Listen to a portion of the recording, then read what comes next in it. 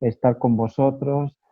Me hubiese encantado pasar esta semana creciendo juntos. Ya tendremos otra oportunidad si os quiere.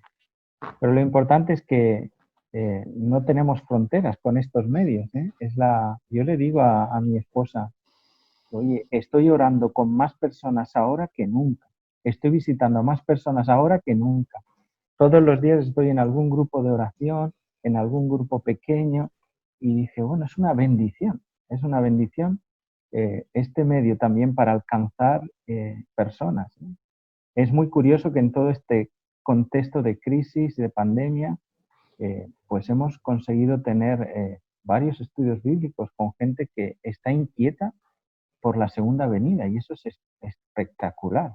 La gente sabe que algo va a pasar. Todo lo que acontece alrededor de esta situación le lleva a uno a plantearse, ¿no? Que cuándo, cómo, qué solución hay para este mundo. Y precisamente hoy quiero hablar con vosotros de ese contexto, de cómo esperamos la segunda venida de Jesús. Y qué supone para ti y para mí hoy día que tengamos esperanza. Hay un fenómeno lingüístico que se llama diacronía. La diacronía afecta a aquellas palabras que tienen una envergadura importante, palabras como amor, esperanza, fe. Estas palabras, por ser tan importantes, están más expuestas a la melladura del tiempo. ¿Qué es la diacronía? La diacronía es que la palabra, aunque subsiste la forma material de la palabra, el significado varía. Y hay personas que si tú le dices de definir lo que es esperanza, te va a definir una ilusión, un deseo, una expectativa, pero ¿qué es realmente la esperanza? Permitidme que esta mañana comience haciendo esta pequeña introducción para hablar del contexto de estas dos predicaciones que he estado haciendo o voy a hacer con vosotros. Anoche hablábamos de la importancia de tener una herramienta, de tener una forma de gestionar el conflicto, que es inevitable. Pero decíamos que con aquel texto, el hierro se afila con el hierro, el hombre se hace, el amigo se hace con el amigo. Necesitamos mejorar nuestras relaciones para mejorar nuestra relación también con el Señor. Es más, de la manera en que nos relacionamos con Dios, se evidencia cómo nos relacionamos con las personas que están a nuestro lado. Ahora, la esperanza, algunas personas le han dado un sentido equivocado a la palabra esperanza. Y para unas personas la esperanza es algo pasivo, algo que se espera. Tiene que ver con la presunción. Bueno, este año ha ido mal, no nos ha ido bien la cosa, el año que viene será mejor. Ese tipo de espera pasiva que supone cosas no es la verdadera definición de lo que es la esperanza. Hay algunas otras personas que, por el contrario, la esperanza la transcriben en alarma. Y entonces todo es urgente, todo es apocalíptico. El Papa abre la boca y enseguida vemos una señal del tiempo del fin. Son personas que quieren que Jesús venga para vindicar su carácter aquí en la tierra, para hacer justicia, pero de alguna manera no estás pensando en las personas que están en el camino. Y la palabra de Dios lo dice. Si alguno piensa que Jesús tarda en venir, es porque todavía pretende, quiere que más personas procedan al arrepentimiento. ¿Cuál es la definición exacta de lo que es la esperanza? La esperanza, podríamos decir, básicamente es un regalo, es un don. Es una cosa, es una actitud, es una bendición, La palabra de Dios dice en Hebreos 6 que es un ancla que nos da seguridad, que penetra hasta el fondo del templo. La esperanza es algo que nos da equilibrio, que nos da seguridad, que por muy fuertes que sean las tormentas, por muy difícil que sean las situaciones que nos rodeen, hay algo seguro en nosotros. Nos da esa concepción de seguridad. Pero además la esperanza es una disposición que tiene que nacer en ti y en mí. Es una forma de vivir. Y eso es lo que esta mañana vamos a estudiar juntos. ¿Cómo se vive en esperanza? ¿Cómo se vive confiando en que Dios está al control de todas las cosas. Lo primero es que para tener esa disposición tienes que tener dos componentes básicos. Primero, desearlo y segundo, confiar. No puedes tener lo que no deseas. Es más, deseamos lo que esperamos. Y si tú no deseas que Jesús venga, no estarás en la disposición correcta de que Jesús venga. Y además tienes que tener la confianza de que Jesús va a venir. Y esa confianza no está basada en ningún argumento tuyo que esté desde tu perspectiva. Está basada sobre todo en la fidelidad que Dios siempre ha manifestado. Ahora, la esperanza hace un efecto inmediato en el ser humano y produce tres cosas. Para empezar, podría producir más cosas, pero permitidme centrarme en estas tres yo en esta mañana. Produce alegría, produce paciencia y produce compromiso. Esto es lo que produce la esperanza. Alegría. Dice Romanos 12, dice, vivamos alegres en esperanza. Si algo tiene que tener un cristiano es que ante las dificultades que hay a nuestro alrededor, debemos ser una fuente de inspiración a las personas que nos miran. Somos libros, cartas leídas por aquellas personas que están a nuestro alrededor. Si tú eres consciente de que tu testimonio va más allá de tu sola persona o de tu propio círculo personal y va incluso al vecino, a la vecina, cuando te subes en el ascensor, cuando saludas, cuando trabajas a través de este medio, cuando mandas un WhatsApp, cuando hablas, manifestas alegría. No podemos vivir de la misma manera que vive este mundo, dañados, arruinados, con la sensación de que todo va mal. Nosotros sabemos, y esto es muy claro, la solución para la humanidad nunca va a nacer desde esta tierra. La solución para esta humanidad viene del cielo. Y es curioso que la palabra de Dios, frente a las señales, porque esto es muy, muy nuestro, muy humano, y queremos saber las cosas y muéstranos las señales de tu venida, ¿no? Las señales nos importan mucho. Pero para Dios es más importante la relación que tú tienes que la señal que puedas recibir.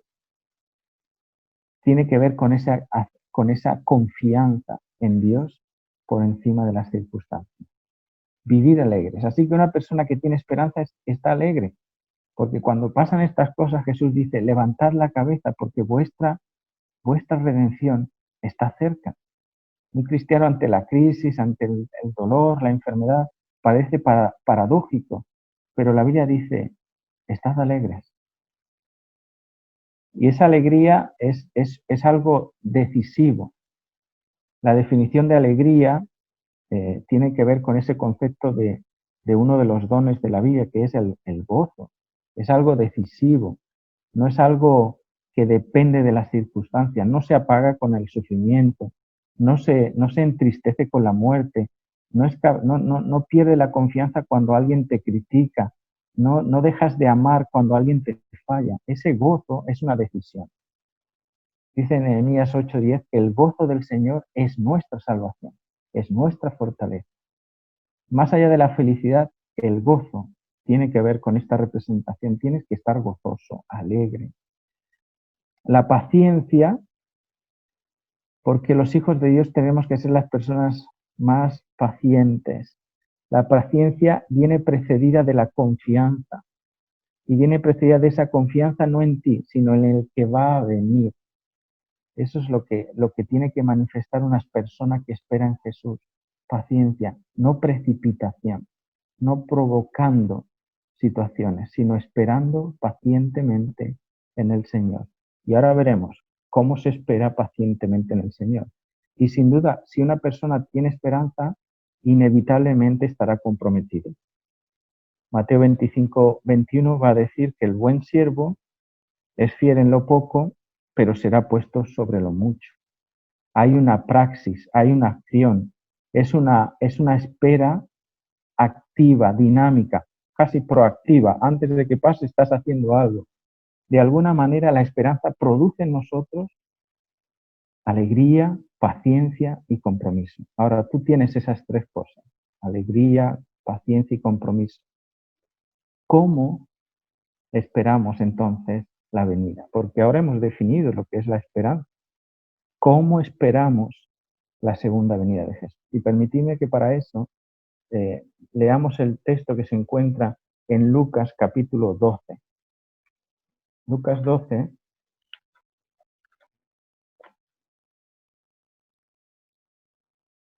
Y vamos a leer los versículos del 35 al 36. Empezamos así diciendo: estén ceñidos vuestros lomos y vuestras lámparas encendidas, y vosotros sed semejantes al hombre que aguarda a su Señor cuando regresa de las bodas, para que cuando Él llega y llama, abridle enseguida.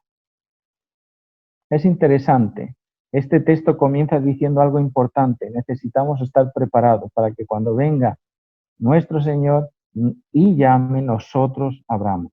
Y ahora va a decir: feliz el hombre que cuando el Señor venga lo halle velando. De cierto os digo que Él se ceñirá y hará que se siente en la mesa y pasando cerca de cada uno, Él les servirá. Y aunque venga la segunda vigilia y aunque venga la tercera vigilia, si os halla así, dichosos aquellos que son siervos. Porque sabed esto, que si supiera el Padre la hora que va a venir el ladrón, velaría y no permitiría que entraran en su casa.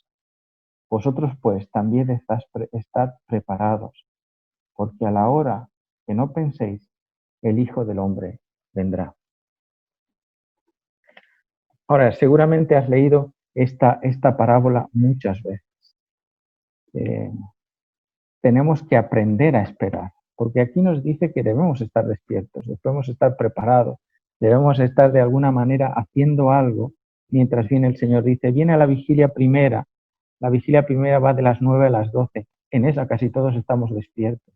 En la vigilia segunda es la que llega hasta las 3 de la madrugada. Esa es más complicada, de permanecer despiertos. Pero la palabra de Dios nos anima a eso, aprender a esperar. ¿Cómo se aprende a esperar? Hay que tener expectación. No se espera lo que no se anhela. Tienes que estar expectante. Tienes que tener ganas de que regrese ese Señor de tu vida. Y tienes que hacerlo con entusiasmo, pero no tanto entusiasmándote con las señales, con el evento, sino con la persona que viene en las nubes de los cielos. Y esto es curioso. Hay mucha gente que quiere que venga Jesús, piensa de la segunda venida, habla de la segunda venida y de lo que habla es de lo que acontece en la segunda venida. Pero habla muy poco de quién viene en las nubes de los cielos. Hay gente que está obsesionada con el evento, pero no con el Señor del evento. Y eso no es esperanza. Si tienes esperanza, tienes el entusiasmo de ver al autor, al autor y redentor de tu vida. La persona que está obsesionada con el evento generalmente tiene una actitud de acusación, de denuncia, la falta de preparación del pueblo. Es que la iglesia no está preparada, es que hacemos esto, hacemos lo otro. Señala, pero no produce nada, no hace nada para traer solución. Está obsesionada con la cronología, con las fechas, con el tiempo del evento. Pero la persona que espera al Mesías, al Señor y Salvador, se preocupa por su relación vertical con Dios y por su relación horizontal con sus hermanos. Ahora yo te pregunto, ¿qué clase de entusiasmo tienes tú con relación a la segunda venida? ¿Con el evento o con el Rey de Reyes? Porque eso va a marcar la manera en la que tú vivas esperando a Jesús. Tienes que amar la segunda venida.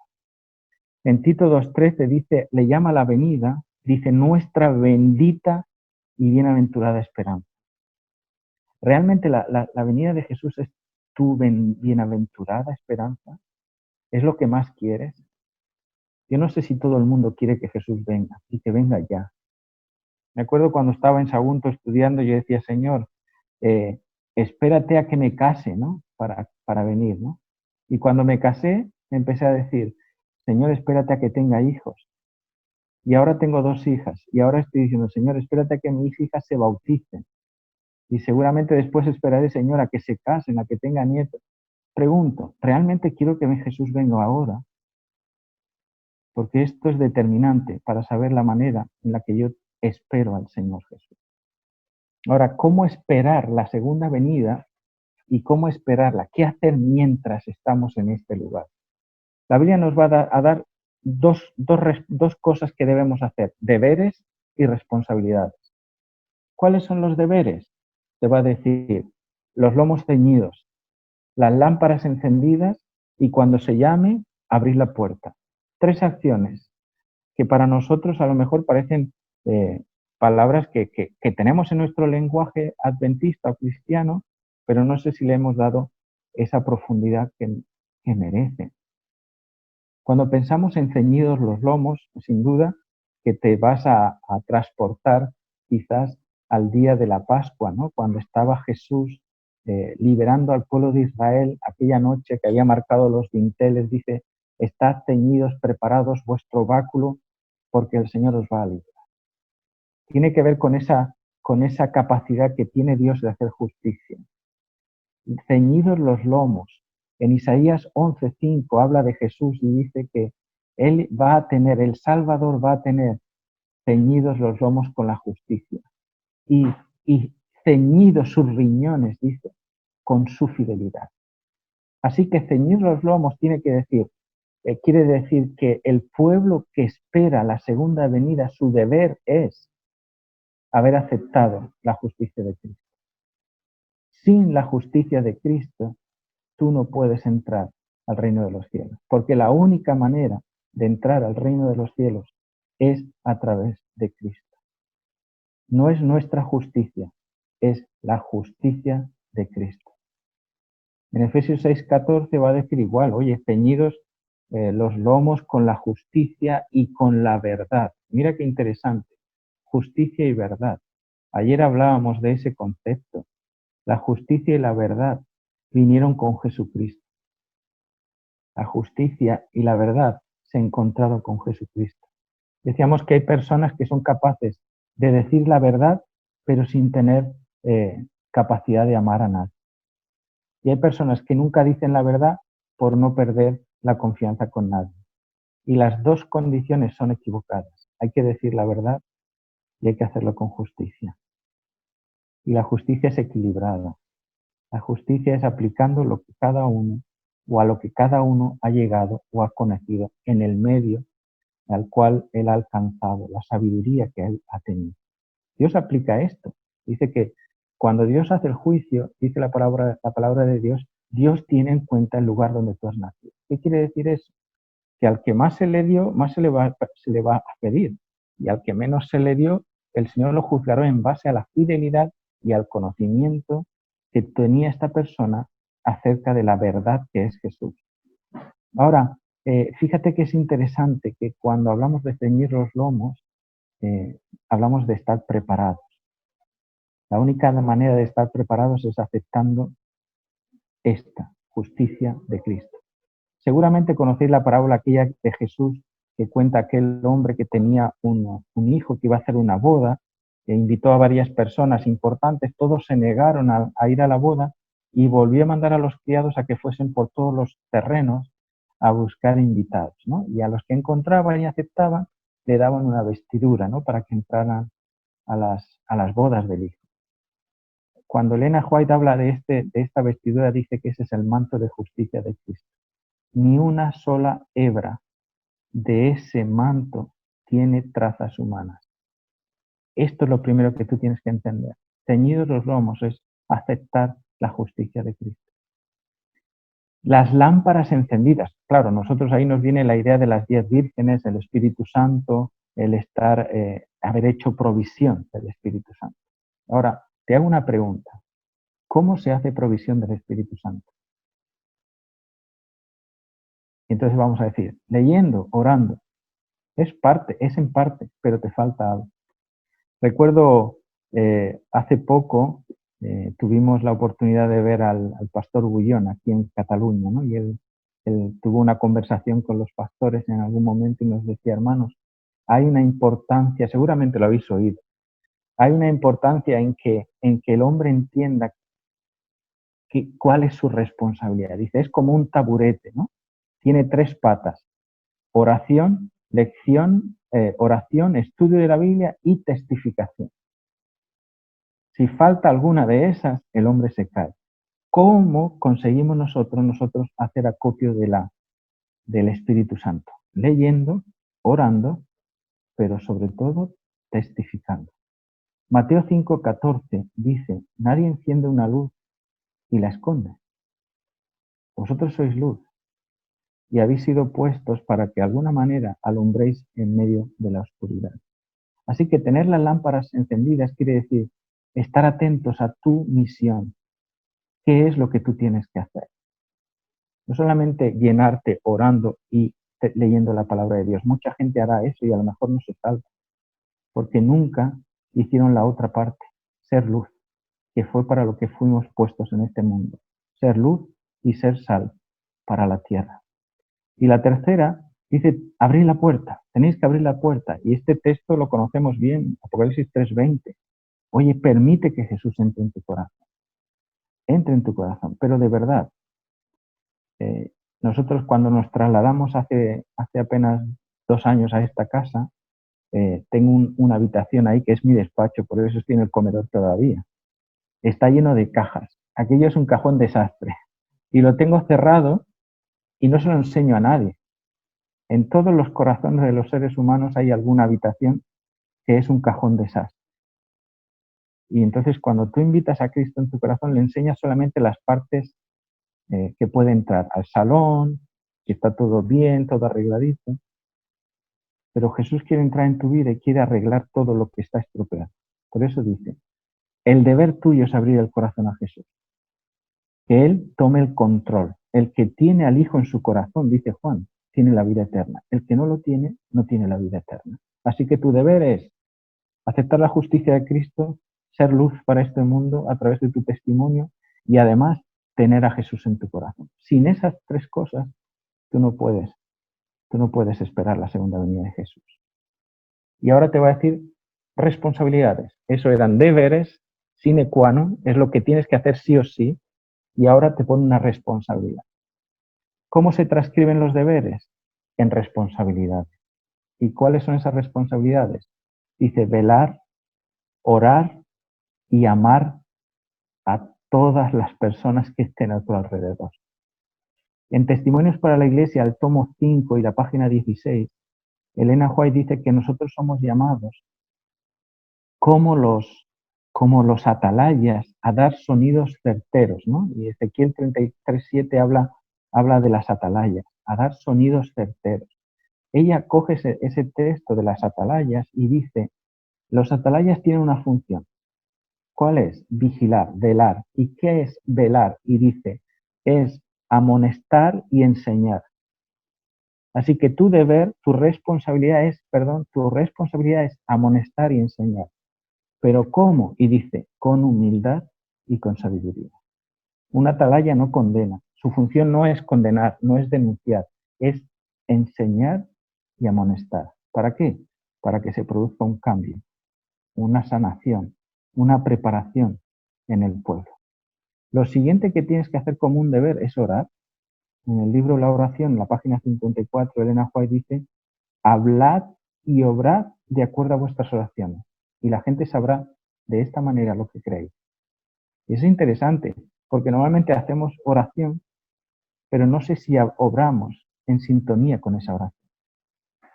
Y esto tiene que ver con la sinceridad, con la capacidad de no tener doblez de espíritu, de ser una persona transparente, correcta con Dios, a tiempo y a destiempo.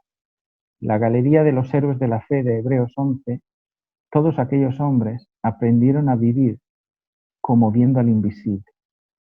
¿Quién es el invisible? El que siempre ve todas las cosas, el que está constantemente al lado de nosotros. Hablad y obrad de acuerdo a vuestras oraciones. Es interesante esa cita, porque nos pone en una condición complicada a veces. Si yo oro pero no me comporto en relación a eso, esa responsabilidad que tengo en tanto que espero la venida de Jesús no la estoy haciendo. Y la tercera, y en esta es la que me voy a basar en esta mañana sobre todo, tiene que ver con amar dando tiempo, dando ración a su tiempo. Mira lo que dice el versículo, volvemos a Lucas 12, y ahora vamos a leer de los versículos del 41 en adelante. Entonces Pedro le dijo, Señor, ¿esta parábola es para nosotros o para todos? Y Jesús le dijo, ¿quién es el mayordomo fiel y prudente al cual su Señor constituirá sobre su servidumbre para que dé a tiempo su ración conveniente? Mirad, amar dando a tiempo su ración conveniente. Y eso me llamó la atención. ¿Qué es dar pan en el tiempo preciso a las personas que lo reclaman? Y tiene que ver con la capacidad de que la salvación, es curioso que Jesús la salvación, cuando habla en Mateo, parece que la condiciona a las buenas acciones que hacemos con aquellas personas que están más necesitadas. Y no como una forma de salvación, sino como una forma de reconocer que estuviste siendo fiel a tu deber y a tu responsabilidad. Ahora, por contra, dice, bienaventurado aquel siervo que cuando el Señor venga, dice el versículo 43, esté haciendo esto. ¿Qué? Velando, orando, abriendo y además dando pan en el tiempo correcto a las personas que lo necesitan. Y ahora dice, versículo 44, 45, mas si aquel siervo dice en su corazón, mi Señor tarda en venir. Fíjate que puede producir el hecho de que Jesús tarde en venir. Puede producir dos cosas en los seres humanos. Una, dice, que comience a golpear a sus consiervos, y dos, que comience a beber y a emborracharse. Y estas son las dos acciones, las dos consecuencias de cuando entendemos mal cuál es la manera, cómo es la manera en que nosotros tenemos que esperar la segunda venida de Jesús. Uno, finalmente Jesús tarda tanto que acabamos como cada vez que Dios va a destruir la humanidad, como en el diluvio, por ejemplo. Así será la venida del Hijo del Hombre, dice. Comían, bebían, se casaban. De ninguna manera ni querían ni podían pensar en Dios. Así que esta es la opción más alejada. La opción que a nosotros nos parece más próxima tampoco es la mejor, porque dice, comienza a golpear a sus hermanos. Comienza a golpear a sus hermanos. Ahora, en Gálatas 5 y el versículo 15, y este es el texto que yo os enviaba para este día, Gálatas 5:15 dice, si os coméis y os mordéis unos a otros, ¿quién va a permanecer en pie? Y esto es una cosa terrible. Satanás sabe que si el pueblo de Dios está desvinculado de su deber y de su responsabilidad, va a producir caos y separación. Y la manera que se ha especializado es en crear en nosotros divisiones. El capítulo 17 de Juan, Jesús va a hacer una oración extraordinaria, hablando de la unidad. Padre, que sean uno como tú y yo somos uno. El día que sean unos, ellos podrán ver a Dios. Ahora, más de 2000 años ahí que Jesús hizo esa oración. ¿Por qué todavía no somos uno? Porque Satanás se ha especializado en crear separación. Literalmente eso es lo que significa diablo, el que crea separación. Y es muy fácil que en lugares donde hay personas, como estamos todos afectados por el pecado, en algún momento tengamos algún problema. Hay un texto en Gálatas, en 1 Corintios 3, del 3 al 4, digo muchos textos, pero los parafraseo, los podéis leer después, donde están discutiendo en la iglesia de Corinto, porque unos son de Pablo y otros son de Apolos, ¿no? Y llega Pablo y le dice, oye, pero esto no es ser espiritual. Sois carnales porque todavía entre vosotros hay envidias, celos, pleitos y contiendas. no sois espirituales porque todavía hay esto entre vosotros. Y ahora la pregunta que yo me hago y que hago de reflexión, cuando yo leo Gálatas 5, el versículo del 19 en adelante, que está hablando de los frutos de la carne y los frutos del espíritu. Tú vas a tener frutos de la carne que ningún adventista se va a negar que esos son frutos de la carne. ¿Qué? Adulterio, hechicerías, brujerías. Oye, estas cosas seguro que las condena todos los adventistas del mundo. Pero hay 8 pecados sociales en esa lista a los que los adventistas no siempre le hemos prestado atención. Y esos 8 pecados son las enemistades, las contiendas, las envidias, los pleitos, los celos, las iras, las herejías y las disensiones. Estos también son frutos de la carne.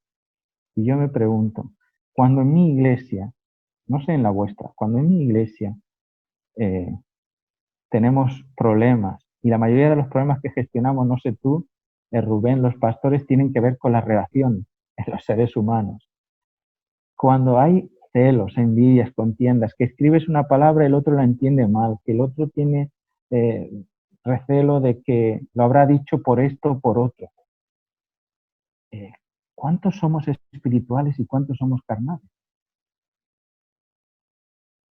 Ahora, cómo puedo yo mejorar mi actitud frente a las demás personas? Ahora la Biblia nos dice que el siervo confiable y sensato es el que se preocupa de los demás, el que sabe dar a las personas lo que necesitan en el momento adecuado. Y la primera condición para ser un siervo confiable y sensato, para que cuando el Señor venga estemos preparados, dice es que actúa en amor.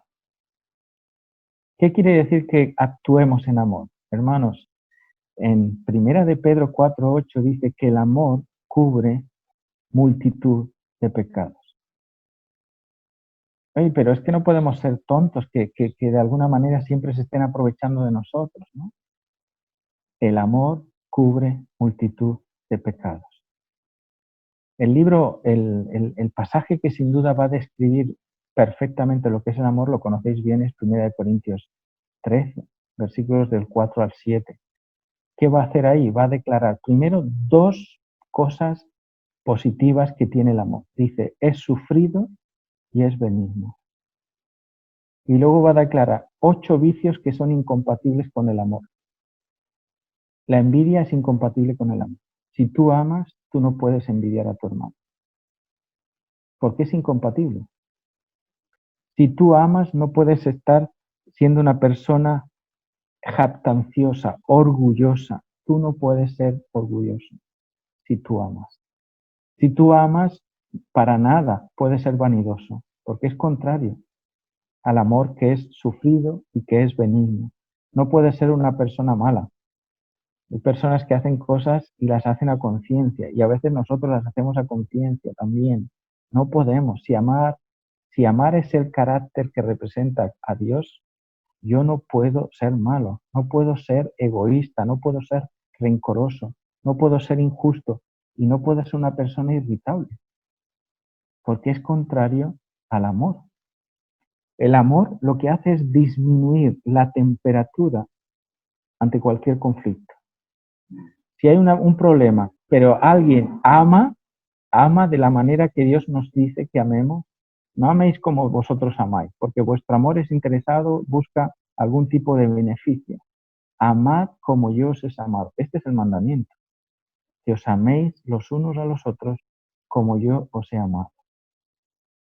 Si tú consigues involucrar o introducir en tu pensamiento, voy a vivir actuando en amor. No voy a interpretar nada, voy a simplemente amar a las personas, voy a ver lo mejor de ellas, voy a centrarme en las cosas buenas, voy a centrarme en aquellas cosas que edifican, no en las que destruyen. Tú vas a ser una persona que la Biblia describe como bienaventurados los pacificadores, porque ellos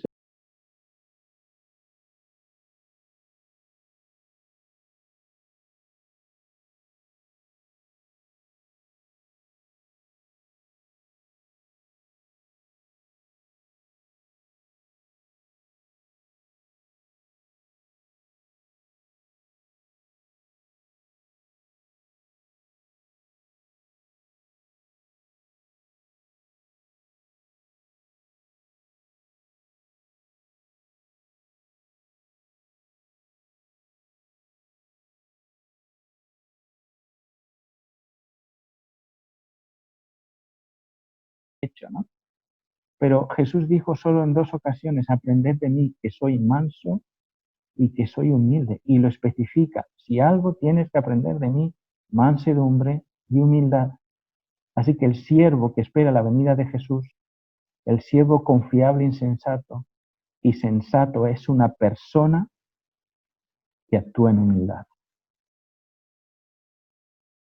La humildad es una virtud que el ser humano ha desfigurado a causa de la mentira de Satanás. Este siempre ha sido el problema de Satanás.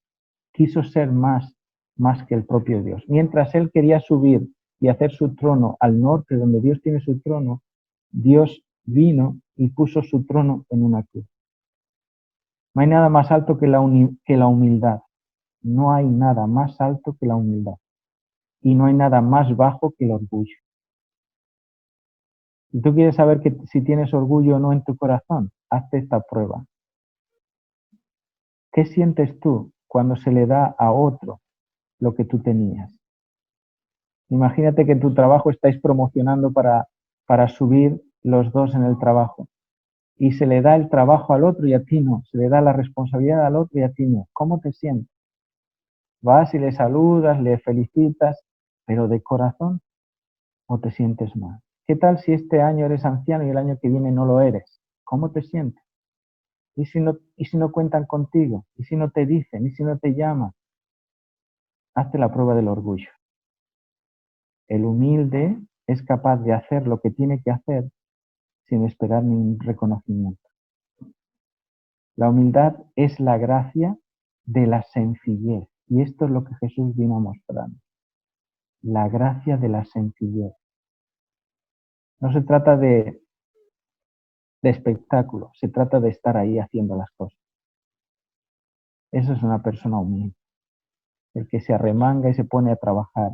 El que no espera que nadie le diga y está dispuesto a invertir su tiempo, su salud y su vida en la venida de Jesús.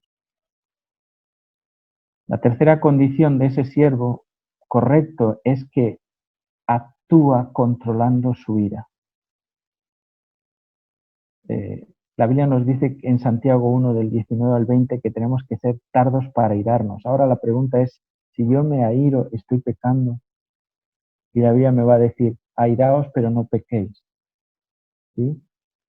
Airaos pero no pequéis. Claro que hay algo que nos va a romper la paz o la seguridad o el confort donde estamos. Cuando alguien te saca de tu zona de confort es cuando realmente tú manifiestas lo que hay dentro de tu corazón. Había un padre que tenía 2 hijos que habían nacido gemelos. Y la pregunta siempre ha sido esta, ¿no? ¿Quién es el primogénito? ¿El que abre la matriz? Porque algunos médicos dicen que el que sale el segundo es el que primero se ha gestado y por eso es el mayor. Entonces, como tenía esa duda, dijo, bueno, voy a hacer una cosa. Él era un rey y dijo, si me demostráis cómo se hace un rey, cómo es que yo puedo llegar a ser rey, yo os doy el reino. Y entonces uno dijo, un rey se hace. ¿Cómo se hace? Con dedicación, con tesón, con esfuerzo. Un rey se hace. Y el otro dijo, no, tienes que nacer rey. Si no naces con sangre azul, no naces. Y entonces dijo, bueno, pues os voy a dar una semana para que probéis esta teoría. Uno de los hermanos, el que creía que con esfuerzo, con dedicación, con tesón, con esmero, se podía hacer un buen rey, se podía construir una buena persona, llegó a una taberna y encontró un gato con botas que le estaba sirviendo un vaso de agua. Entonces él vio el gato y dijo, oye, si un animal que no tiene razonamiento ni forma alguna, con dedicación, con esfuerzo, es capaz de hacer eso, el hombre, pues esta es la prueba, el hombre puede hacer lo que se proponga con tesón y dedicación. Así que compró ese gato y se lo llevó. El otro hermano no había encontrado nada y había escuchado que su hermano había encontrado algo extraordinario. Así que pasó por una panadería, se compró un bollo de pan y mira, y dio 2 cosas allí más y se las llevó. El día que el padre les propuso, pues estaba toda la corte preparada, el rey en el trono, y los dos hermanos allí, cada uno con una caja, y en cada caja cada uno traía la teoría que defendía el objeto que defendía su teoría. Y entonces el hermano que tenía la idea de construirnos a nosotros, abrió la tapadera y salió el gato vestido con las ropas reales, llevándole un vaso de agua al rey, ¿no? Y toda la gente, pues, se quedó sorprendida. Ahora, el otro hermano, la gente pues empezó a hablar. Pues después de esto es que no hay ninguna opción. Él se agachó, llevó la caja un poquito más al centro de la sala, abrió la caja y salieron dos ratones. ¿Y sabéis lo que le pasó al gato con botas? Se olvidó de las botas, se olvidó de andar de pie, del vaso de agua y empezó a perseguir al ratón. Y él le aprovechó y dijo, mira, un rey se nace, no se hace. Igual que los cristianos, no se hacen. Los cristianos se nacen. Tienes que nacer de agua y tienes que nacer de espíritu. Y para eso tienes que ser capaz de darle a Dios la capacidad de controlar eh, tu vida.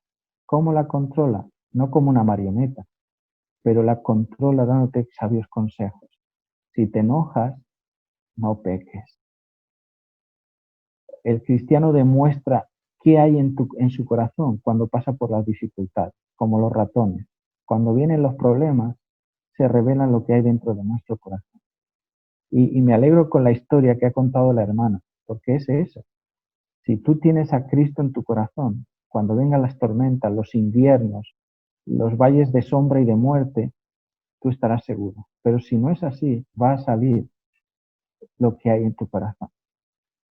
Y no hay nada más visual que ver lo que hay dentro de una persona cuando está enfrentándose en un conflicto. ¿Cómo gestiona su ira? Quitarte la ropa vieja, es lo que dice la palabra de Dios. Efesios 4, 22 al 24 dice, quitaos esa ropa vieja, la de esa ira, y revestíos, Colosenses 3, del 8 al 14, revestíos de la nueva vestidura. Y fíjate que va a decir, los versículos del 12 al 14 va a decir, ¿qué clase de vestidura es esa que tenemos que ponernos? Y en vez de la ira va a decir, tienes que vestirte de misericordia, de benignidad, de humildad, de mansedumbre, de longanimidad, soportando y perdonando, y vestíos del amor que es el vínculo perfecto. Mira qué interesante. ¿Quieres saber lo que hay con tu corazón? Tienes que nacer de nuevo, de agua y de espíritu. Tienes que nacer de nuevo, quitarte la vieja ropa y ponerte esta vestidura, esta ropa. Si tú esperas a Jesús, teniendo esta ropa, te aseguro que irás al reino de los cielos. El buen siervo que espera la venida de Jesús también controla su lengua. Santiago 1:26. Si alguno se cree religioso, que controle su lengua. No puede producir agua dulce y agua amarga, una misma fuente. Todos lo sabemos. La muerte y la vida, Proverbios 18:21. Proverbios 18:21. La muerte y la vida están en la lengua. El Espíritu Santo no conduce al creyente nunca a hablar mal de otra persona. El Espíritu de Dios no destruye. La verdad es tan pura que no necesita hablar mentiras ni echar basura sobre nadie para que los demás se fijen en nosotros. El siervo que espera la venida de Jesús, en su boca no hay engaño. Si tú vas al Apocalipsis 7, Apocalipsis 14, cuando habla de los 144.000, una de las características de los 144.000 tiene que ver con la lengua. En su boca no se ha hallado mentira, no se ha hallado doblez. Es una persona íntegra. Y Santiago va a decir, si alguno domina la lengua, es un varón perfecto. Es un varón perfecto. Ahora, si yo espero la venida de Jesús atendiendo esta responsabilidad, evidentemente yo tendré un amor indestructible por el prójimo que está a mi lado. Y esta es la quinta condición. El verdadero siervo de Dios ayuda siempre a su prójimo. Porque tuve hambre y me disteis de comer, dice la Biblia. Tuve sed y me disteis de beber. En la cárcel me visitasteis desnudo y me vestisteis. El verdadero cristiano que espera correctamente atendiendo este deber no pasa de largo, siempre se moja, no condena a las personas cuando las encuentra arruinadas por el pecado, sino que al contrario, como el buen samaritano, las cura con aceite y con vino, y eso es muy interesante. Curar con aceite y con vino todas las heridas que nos producimos entre nosotros. Debemos curarlas con aceite y con vino. El aceite es la verdad del Espíritu y el vino es la gracia de Jesucristo. Con el Espíritu y con la gracia. Si alguno peca, vosotros que sois espirituales, dice Pablo, restaurarle con amor, restaurarle con verdad. Y este mensaje es muy claro para nosotros. La Biblia nos dice que tú y yo tenemos un encuentro preparado para el Señor, con el Señor. Y para ese encuentro, no todas las formas de esperar valen. Solo hay una manera de esperar. No es ni golpeando a tus consiervos, ni emborrachándote, ni bebiendo. La manera de esperar es estar atento, haciendo estas cosas, para que cuando el Señor venga y te haya haciendo esto, tú puedas recibir lo que se te ha prometido. Permitidme que termine con una cita del deseado de todas las gentes que me pareció extraordinaria cuando la leí. Esta cita aparece en la página 625 y dice, el Salvador vino para glorificar al Padre. Esto ya lo teníamos muy claro. He venido para darte gloria. Él vino a glorificar al Padre.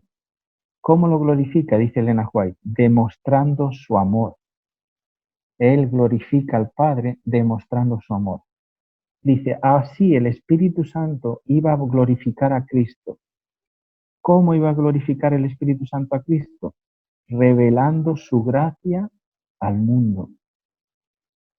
Y ahora dice el texto, la imagen de Dios se ha de reproducir en la humanidad. ¿Os suena ese texto? La imagen de Dios se ha de reproducir en la humanidad. El honor de Dios y el honor de Cristo están comprometidos en la perfección del carácter de su pueblo. Ahora mi pregunta es, ¿cuál es la perfección del carácter de su pueblo? Hay una cita que vosotros conocéis bien, el día que el pueblo de Dios refleje perfectamente el carácter de Cristo, entonces vendrá el Señor. ¿Qué es reflejar el carácter de Dios? Y llega aquí, te dice Elena White, Cristo vino a glorificar a Dios. El pueblo de Dios tiene que glorificar a Dios. ¿Cómo se glorifica? Pues como Cristo lo hizo, demostrando el amor del Padre. Si no amas, no conoces a Dios. ¿Por qué? Porque Dios es amor. El carácter tiene que ver más con el amor que con otras cosas. Algunos piensan que ese carácter tiene que ver con la impecabilidad, con la perfección. No te olvides, el carácter tiene que ver con la condición de Dios, que es amor. Si tú quieres reflejar algo, si el pueblo de Dios, el día que el pueblo de Dios refleje realmente amor, que realmente haga esto y dejen de ser carnales y empecemos a ser espirituales, desechando envidias, peleas, pleitos, todas esas cosas de nuestras iglesias, ese día el pueblo estará preparado para la segunda venida de Cristo. No podemos saber el día y la hora, eso ya lo sabemos claro, el día y la hora no podemos saberlo. No te preocupes por el cronos. El ser humano se mueve en el tiempo cronológico, pero Dios no se mueve en el tiempo cronológico. Hay dos palabras en griego para tiempo, es cronos y kairos. El kairos es en la cosecha, en el momento oportuno, en el momento en que la cosa está madura. Tú y yo, desgraciadamente, nos movemos en el cronómetro, somos cronológicos, por eso nos afecta el tiempo y por eso nos importa el tiempo. Pero Dios no se mueve en el crono, se mueve en el kairos. Y llegado el momento oportuno, entonces Jesús vendrá. No podemos saber el día y la hora, pero sí podemos saber cómo esperar la venida de Cristo. y esperar la venida de Cristo. Termino con este texto que está en Primera de Tesalonicenses, capítulo 5.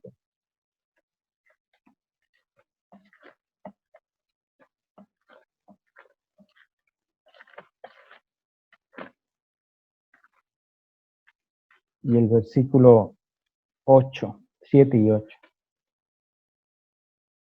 Dice, pues los que duermen, de noche duermen, y los que se embriagan, de noche se embriagan. Pero nosotros, que somos del día, seamos sobrios. Y ahora te voy a decir, ¿cómo se es sobrio? ¿Os acordáis que el siervo negligente decía, se emborracha, bebe y come o golpea?